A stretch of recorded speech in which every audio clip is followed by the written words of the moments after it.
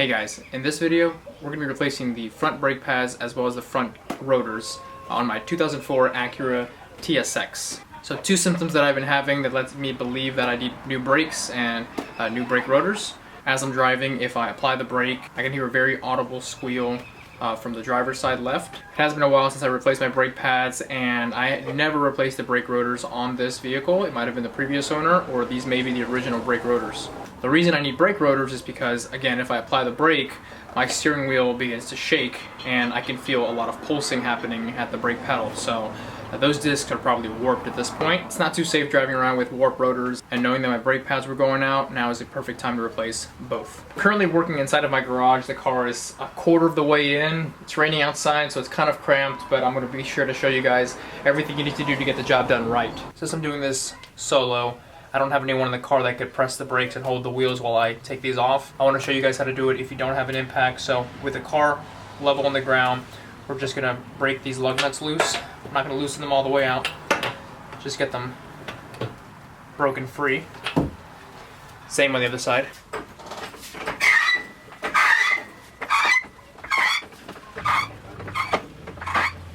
We've got the jack under the frame, and we've lifted it up so we can clear the tires and get them off.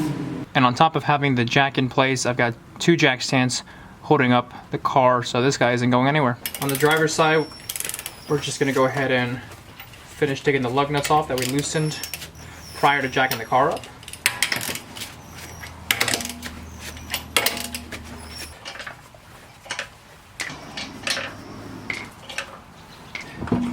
And that makes 5. Sometimes the tire will get stuck. You can hit it with a mallet on the edge or your bare hands. WD-40 around where it mates helps. In my case, it goes out without issue. If I just turn the rotor with my hand, you can actually hear the squeak. Wonderful.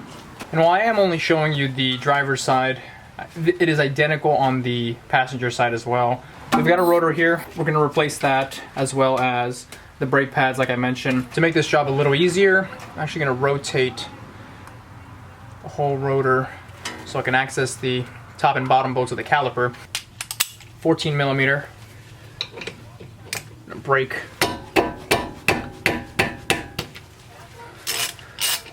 that bottom bolt out.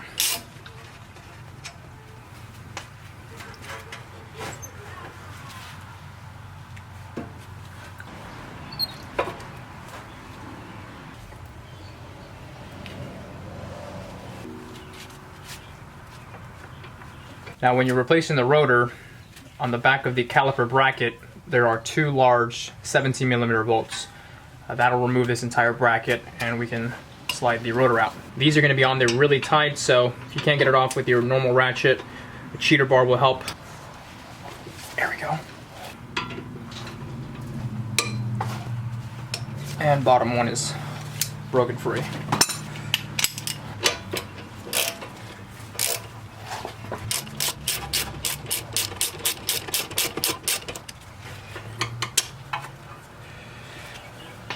This whole caliper with the bracket is kind of heavy, so once you loosen it up, take the last bolt off, make sure you're supporting it so it doesn't fall on your leg or your foot.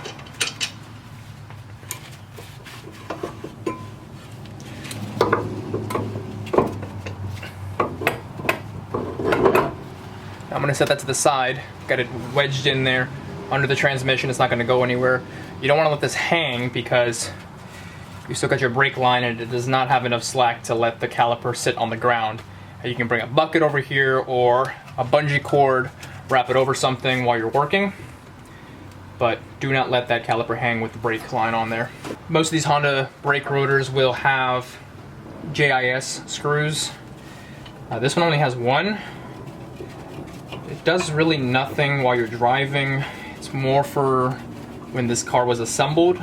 On the assembly line, it keeps the rotor in place because if there's no screw there, it just kind of sits loose. But with that screw there, it holds it in place and they can put the rest of the parts on. So let's get this guy off. And our rotor is off. If the rotor gets rust welded, it can be a little bit more of a challenge to take it off. A couple whacks with a hammer, some WD-40 might loosen that up. Mine came up pretty easily. Where the rotor sits, this area there's a lot of vibration naturally because the car is hitting bumps, it's driving at high mileage, so this could be broken free. If a car's been sitting for a long time or you're trying to pull this part from a car in a junkyard, it may be more difficult, but thankfully mine was not too difficult. It's time to install our new one. Yeah, it looks really bad. So this brake rotor, actually the set of brake rotors I got from Pull Apart, so a junkyard here in my state. And it's natural for these things to rust and create a layer of that rust if they sit in a junkyard for a couple months in the elements. I did measure the brake rotor with a caliper so that I knew that it wasn't warped. I'm just hoping this was worthwhile, and I'm saving a lot of money here, but if this ends up being not a viable option, then I will have to go ahead and either get another set or just bite the bullet and buy some new ones, which you might be doing yourself. So good on you for not cheaping out. And to be honest, my old one didn't look too bad. It wasn't scratched, but with enough heat, this has warped. So it didn't make it fun while you're driving on the interstate and your car starts to shake violently when you're applying the brakes. So the screw that went in here pretty much stripped, even though it came out very easily. So I'm not going to put it back in. I will put a lug nut in there just to hold it in place while I'm installing everything back in. So with your new brake rotor installed, just the reverse of what we did. Hardest part being the caliper. The reason it's a little tough is you've got to line everything back in to get those bolts back in. 17mm bolt.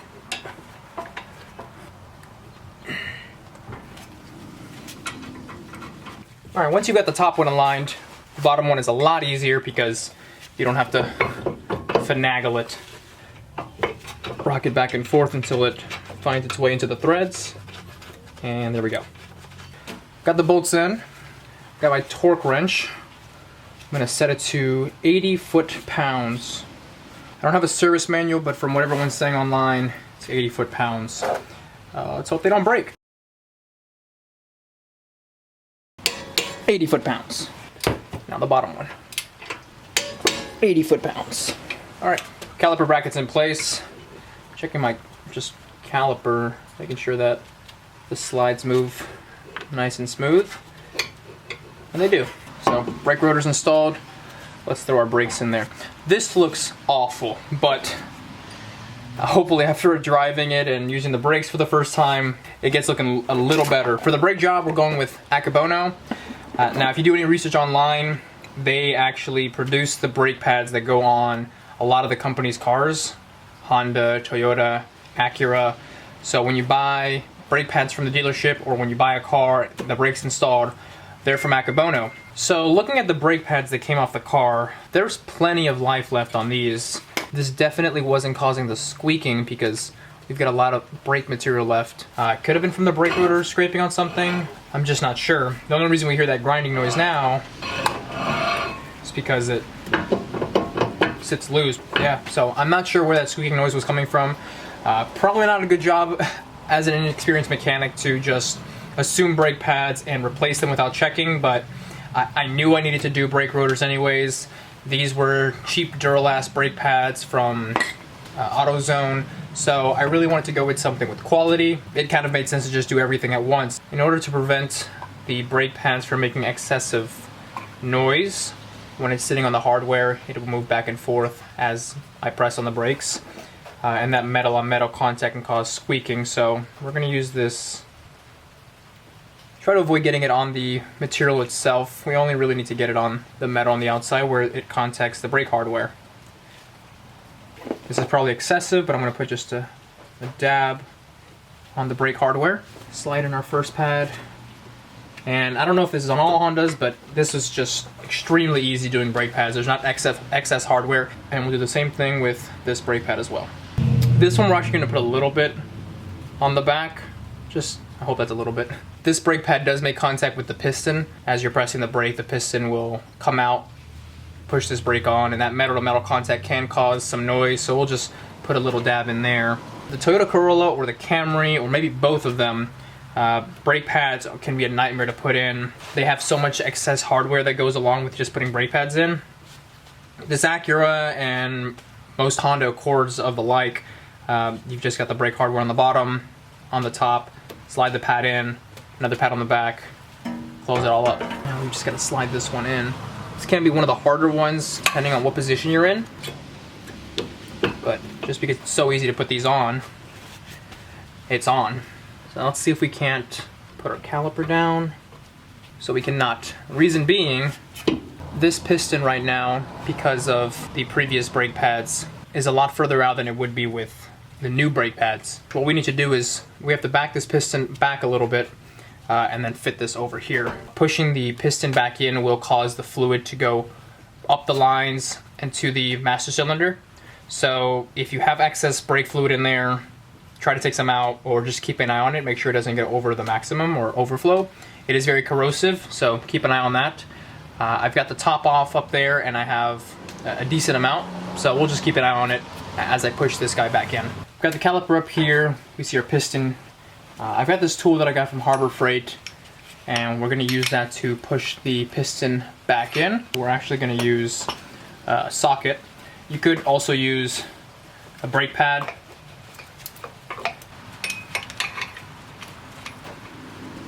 Alright, got it centered. We're just gonna push this in and ease it in there slowly. As you're pushing it in, keep checking on that brake master cylinder. Alright, let's see if that's enough. Looks like we just barely clear it. Perfect. We're gonna get our caliper bolt. If you don't have a torque wrench, just get it snug. If you do have a torque wrench, these get torqued down to 36 foot-pounds. With our brake rotor installed, brake pads are in, we are good to go. So halfway through this, you should have realized that, yeah, you don't have to do everything else that I did. All you really have to do if you're doing brake pads, and that's it, this bolt right here for the caliper, lift that guy up, brake pads out, lubricate the new ones, brake pads in, slap it back together, torque that down, and that's all you have to do to change the brake pads. This is on one side of the car, so doing the same thing on the other side, and you're good. And like I mentioned before, I'm not putting the JIS screw back in there because there's no point. It's nice to have and put in there when you're manufacturing the car or when you're putting the caliper bracket back on just to hold it in place, but I had a lug nut, so we don't have to worry about that. When the tire goes back on, we put those lug nuts back on. This will be as secure as can be, and we'll torque everything down to make sure it doesn't go anywhere.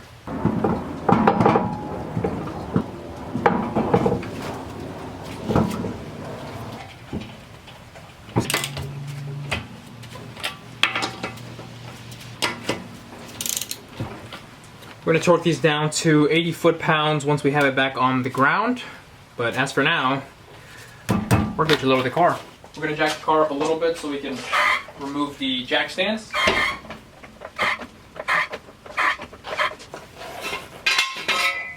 One. And two.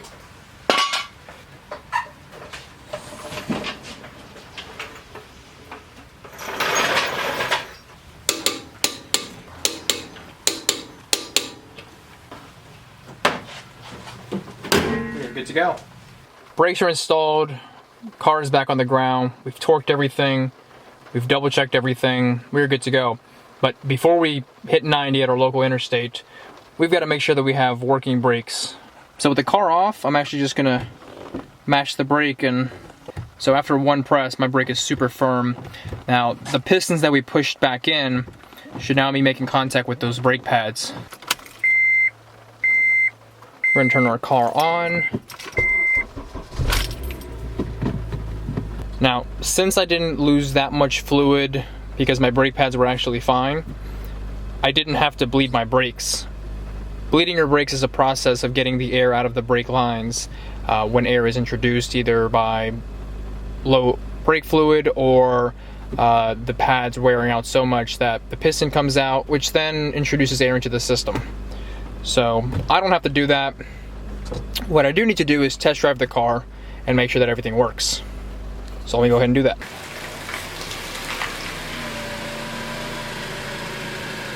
Alright, back from a 30-minute drive with the TSX. The reason I took that drive after riding around my neighborhood for a minute or two to make sure that brakes were working was to break in the brakes. I'll take these old brake pads, as an example and my old brake rotor as an example. The new brake pads will be completely smooth. They're machined on there. If you're using your old brake rotors, or in my case, getting used brake rotors, they're not perfectly smooth. They have microscopic grooves and scratches, so initially you'll have less braking power because not all braking material is making contact with those grooves and small divots. As you start to brake in the brakes, driving at 15 miles per hour, slowing down 20, 30, 40, 45, 55, the brake pad will naturally start to wear down, and as it wears down, more and more braking material starts making contact with the rest of the rotor. If you don't do that and you want to come to a stop very quickly because, well, you want to stop, you might not have all the braking power you would normally have if you would have broken them in. So it takes a few minutes to do it. Makes a whole lot of sense, and I recommend doing it. I hope you enjoyed the video and found it helpful. This is something that's very straightforward to do when you have the tools and the know-how. Normally something like this you would have taken to a shop and paid a lot more money, but now you should know how to do it, and now you can save yourself some money. If you enjoyed the video and it was helpful, give me a thumbs up. It really helps me out. I appreciate that. If you have any comments, questions, anything cool to share, down below in the comments. Get subscribed. That way you'll get notified of any future videos that I have coming out. Car related, bike related, any kind of projects. If you get subscribed, you'll be the first to hear about that. Until the next one, I will see you later. I notice I have a tear in my CV axle. That's great. Actually, it's not. It's really bad.